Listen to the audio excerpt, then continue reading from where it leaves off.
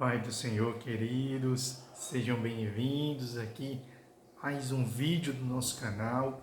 Meu nome é Rodolfo de Melo Nunes, E todos os dias eu estou aqui trazendo a palavra de Deus, compartilhando um pouquinho com vocês sobre os milagres e a vida de Jesus, porque nada melhor do que a gente falar de Jesus.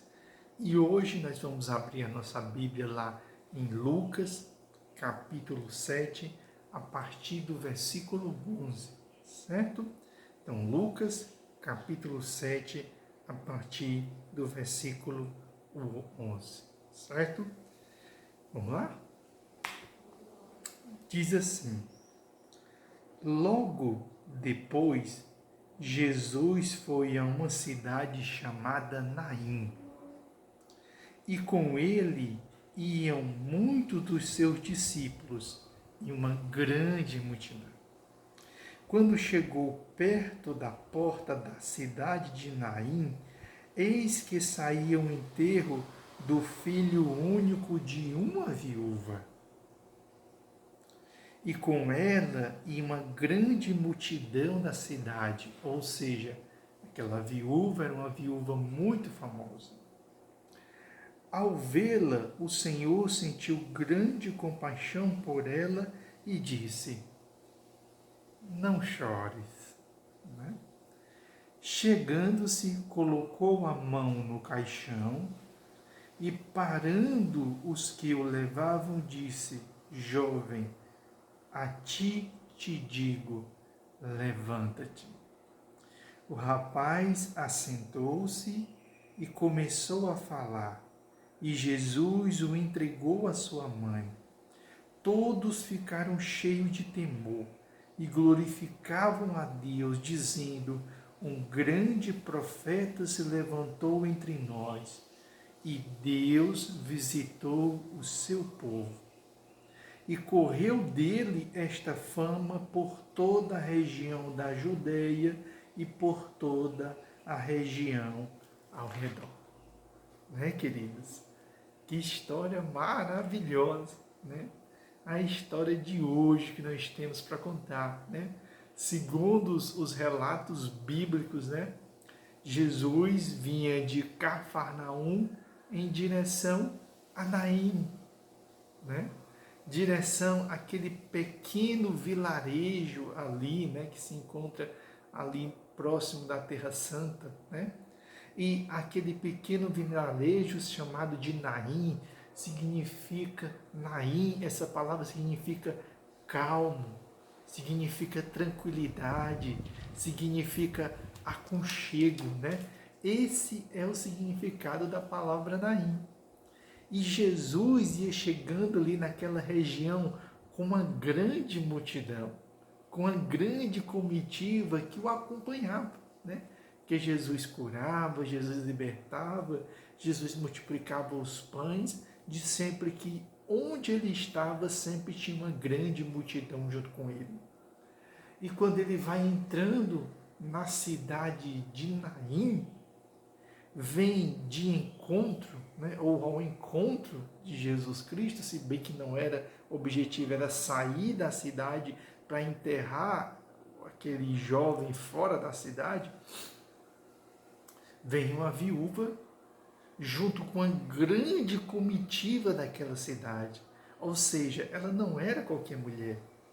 Ela era uma mulher primeiramente muito famosa, muito benquista, provavelmente muito rica, porque tinha uma grande multidão que acompanhava esse cortejo fúnebre. Um outro ponto que a Bíblia diz é que ela era viúva, ou seja, o seu marido já havia falecido. E mesmo essa mulher sendo uma mulher importante, pelo jeito que a comitiva acompanhava, a gente precisa perceber que a situação dela é extremamente complicada. Porque neste período, o que acontecia? Neste período, boa parte das viúvas, elas eram geralmente, quando o seu esposo era vivo, ou seja, que ela não era viúva, era sustentada pelo seu esposo. Quando o seu esposo falecia, geralmente as dívidas iam se acumulando, porque o homem era o provedor da casa, principalmente nesse período.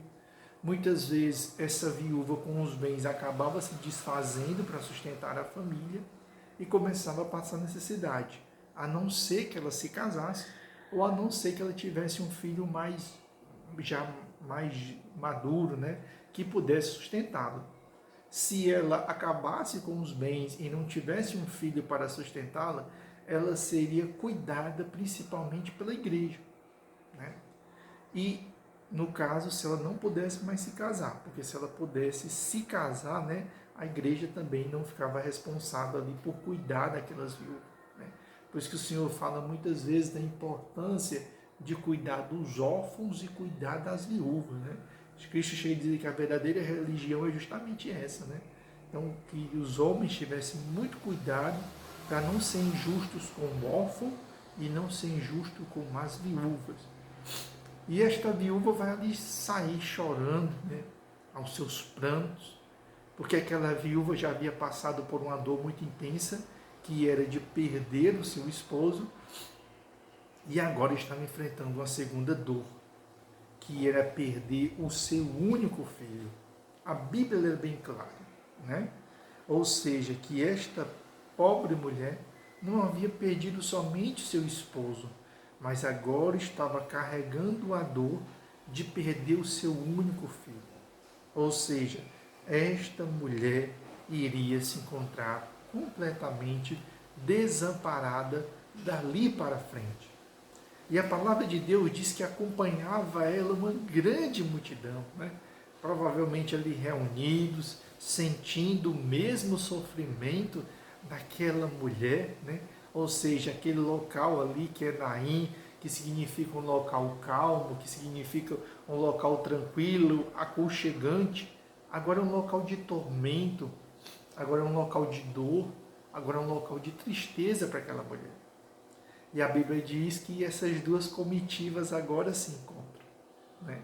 E quando essas duas comitivas elas se encontram, a palavra diz que o Senhor ao vê-la,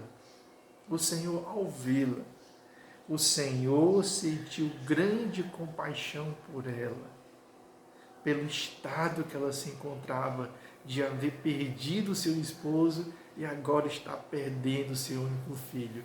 Então imagina que tamanha dor não acometia a alma daquela mulher, né?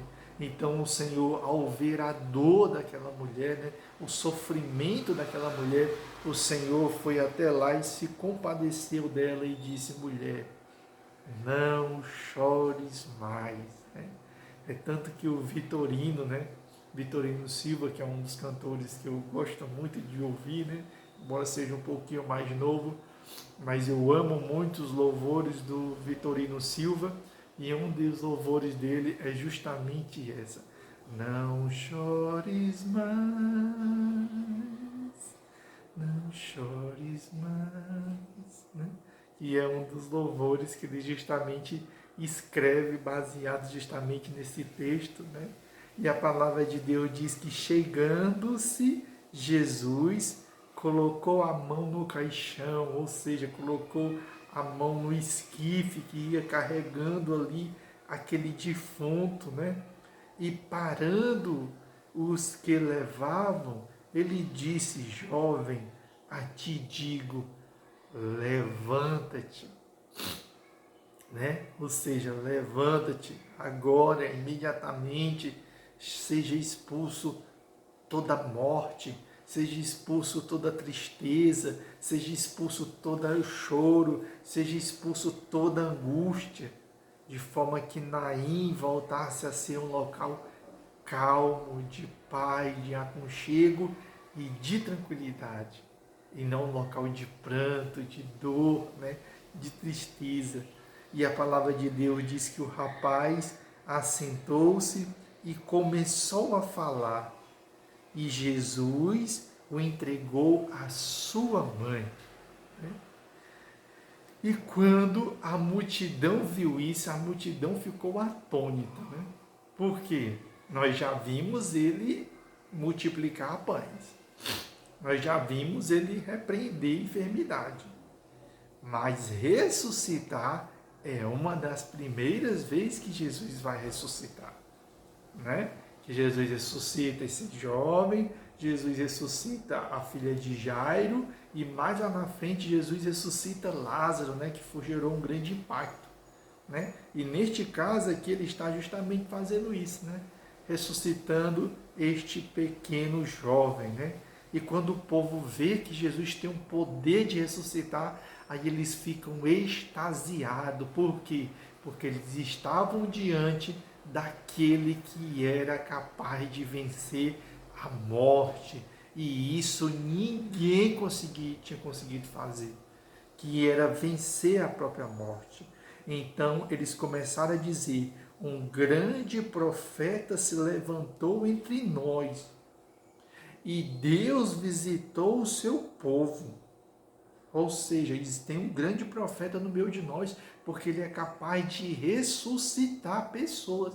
Ou seja, ele é capaz de vencer a morte, que é algo espetacular, maravilhoso. É você transpor qualquer lei. Porque segundo a ótica humana, a morte, você não pode ressuscitar segundo a ótica humana, né? Quem morre não tem como ressuscitar. E Jesus Cristo aqui ressuscita e tinha aquela multidão para testemunha. E a palavra de Deus vai dizer que correu dele esta fama por toda a Judéia e por toda a região ao redor. Essa fama de Jesus ter ressuscitado o filho da viúva de Naim se espalhou de uma forma tão intensa naquela região que chegou aos ouvidos de João Batista. João Batista pegou 2 dos seus discípulos e mandou até Jesus para perguntar se ele era verdadeiramente o mestre que já tinha chegado ou deveriam esperar outro que ainda há de vir. E o Senhor, imediatamente diante daqueles 2 homens que foram enviados por João Batista para conferir se aquilo era verdade, Jesus expulsa demônios, Jesus cura enfermidade, testemunhando para eles que ele era o Cristo, que não precisaria esperar outro, o próprio Cristo estava ali, aquele lá que foi prometido a João Batista, né, que João Batista recebeu por revelação, né, que Abraão, Isaac, Moisés, Jacó e todos os outros aguardavam. Estava ali o Messias prometido, né? Que história maravilhosa, né? Quando todas as esperanças ali na vida daquela mulher foram-se embora, né? Ou seja, onde o impossível, né, ali, né, estava batendo a porta, Jesus Cristo chega e mostra o possível. E outra lição que nós podemos agora tirar em cima desse texto, diante dessa situação tão maravilhosa que nós vimos, né? Nós vemos ali na situação daquela mulher completamente sem esperança, né? Completamente destruída ao perder o seu esposo e agora perdendo o seu filho, ou seja, totalmente desamparado, né? A vida daquela mulher certamente havia acabado, né? E a dor daquela mulher certamente comoveu aquela cidade, né? Porque não tinha quem ouvisse a história daquela mulher e não se comovesse. Perdeu o marido e agora havia perdido o seu jovem e único filho, de forma que uma multidão acompanhava, de forma que uma multidão compartilhava a mesma dor daquela mulher. Mas quando ela estava saindo da cidade, já caminhando ali para enterrar o seu filho, o Senhor tem um encontro com ela ainda na porta da cidade, ressuscita o seu filho, trazendo de novo toda a esperança, trazendo de novo toda a alegria, trazendo de novo toda a paz, trazendo de novo toda a esperança, trazendo de novo a vida, né? A alegria daquela senhora, né?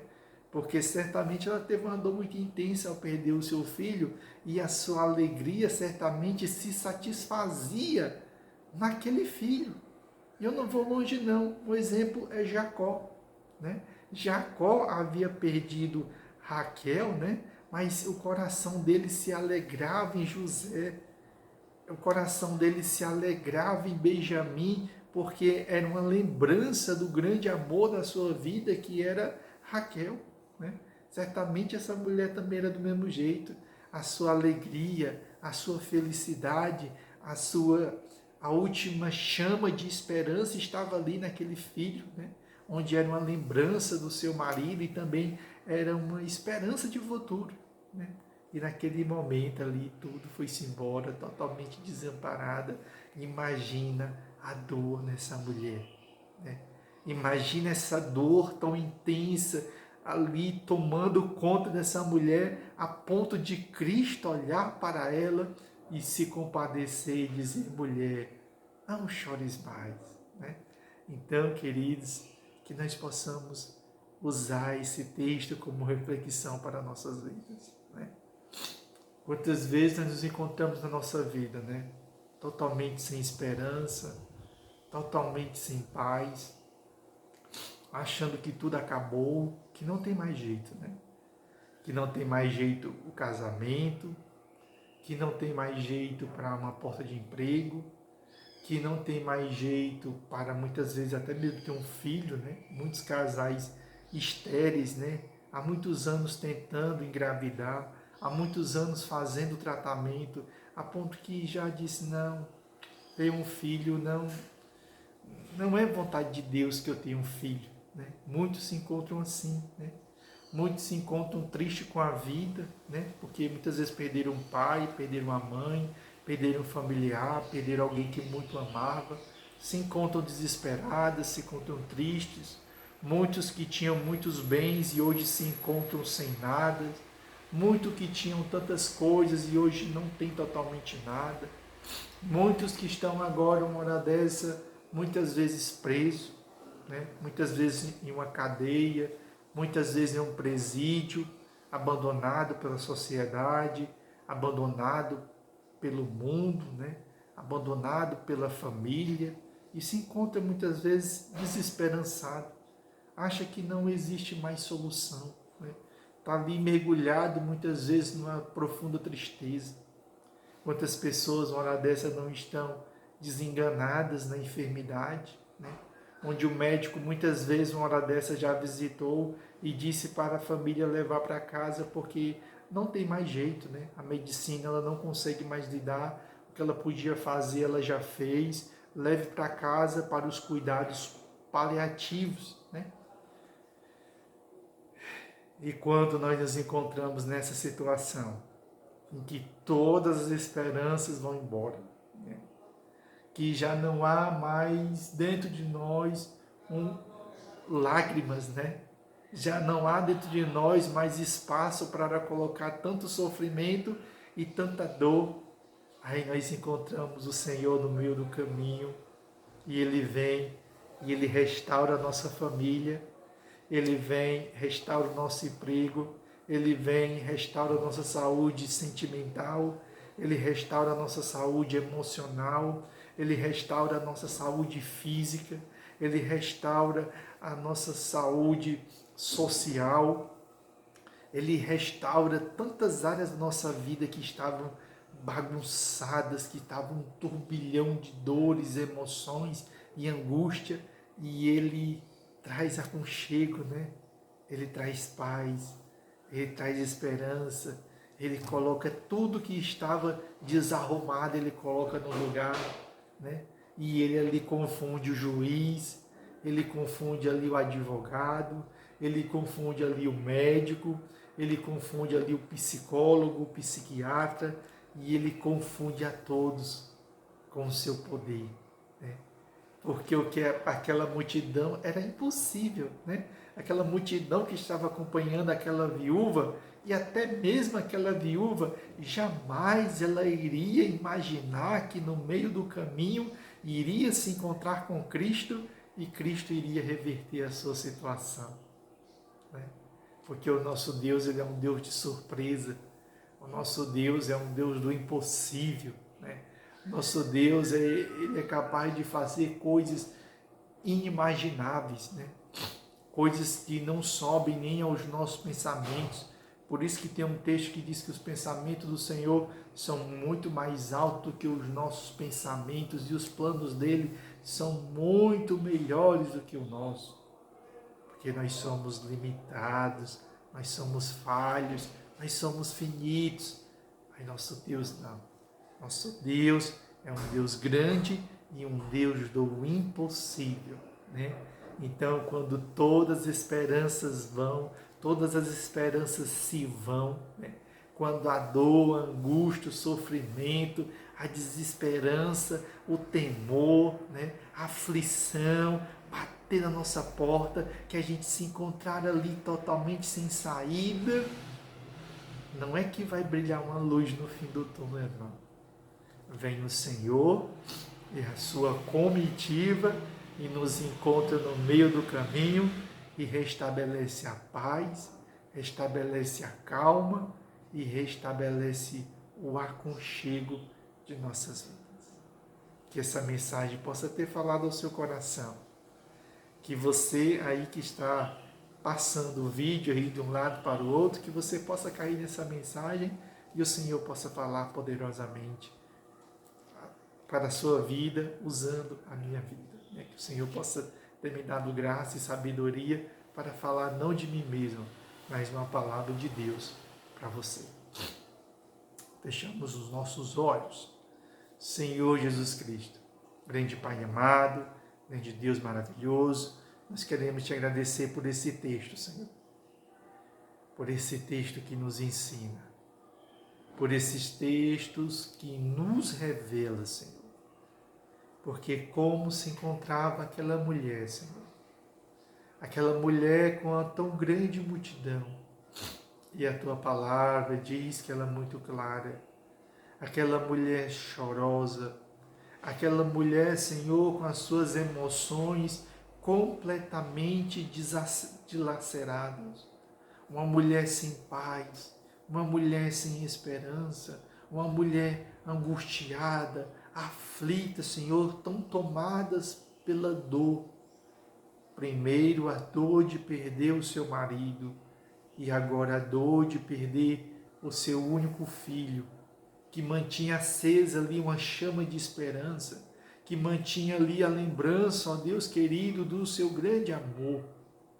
E agora ela tinha, Senhor, aquele grato trabalho, Senhor, ingrato trabalho, de enterrar os seus próprios filhos, Senhor. Porque um filho, ele sente uma dor muito intensa ao enterrar um pai. Mas nada se compara à dor de um pai enterrar um filho. Porque quando um filho enterra o pai, por mais cedo que seja, ali está a ordem da natureza. Ali está o ciclo da vida, onde em algum momento, ó Deus, iremos perder os nossos pais, iremos perder os nossos avós, mesmo que as dores sejam tão intensas, esse dia irá chegar, Senhor. Mas jamais um avô, jamais um pai, jamais uma mãe imagina um dia enterrar o seu filho, imagina um dia enterrar o seu neto. Porque quando isso acontece, a ordem natural das coisas são invertidas. E que grande dor aquela mulher estava carregando, Senhor. Uma dor tão intensa que aquela mulher tinha na sua alma, a ponto do Senhor se comover com a dor daquela mulher. A ponto do Senhor ir em direção àquela mulher e dizer: mulher, não chores mais. Não chores mais, porque eu estou aqui para devolver a calma. Não chores mais, porque eu estou aqui para devolver o aconchego, para devolver a alegria, para devolver a paz, para devolver a esperança à vida daquela mulher. E a esperança daquela mulher é ressuscitada. A esperança daquela mulher é colocada de pé. de forma que aquela mulher que foi tomada por uma dor, por um sofrimento tão intenso, agora junto com aquela multidão, jubila e glorifica e testemunha, dizendo: só o Senhor é grande e poderoso, e somente o Senhor é capaz de fazer o impossível.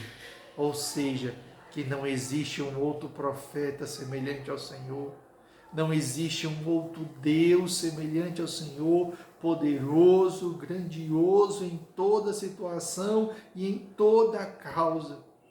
E aquilo que era impossível para aquela mulher, aquilo que era impossível para aquela multidão, o Senhor tornou possível naquele momento. Senhor, que esta palavra possa ter falado a muitas vidas, a muitos corações, Senhor, que vão assistir essa mensagem, eu não sei quando, mas eu sei que essa mensagem falará ao coração de cada um deles. É o que eu te agradeço, não só hoje, mas para todo sempre. Amém e amém. Queridos, que essa mensagem possa ter falado ao seu coração, que essa mensagem tenha animado a sua alma, o seu espírito, que quando bater a desesperança, né? Quando a sua esperança morrer, quando a sua alegria morrer, quando você não vê mais sentido nenhum, porque a dor e a aflição tomaram completamente conta da sua alma, saiba que o Senhor está no caminho. E quando o Senhor chegar, vai ser tudo diferente. E até aquilo que morreu, o Senhor é capaz de ressuscitar e restaurar. A paz do Senhor, que Deus te abençoe e até o nosso próximo encontro.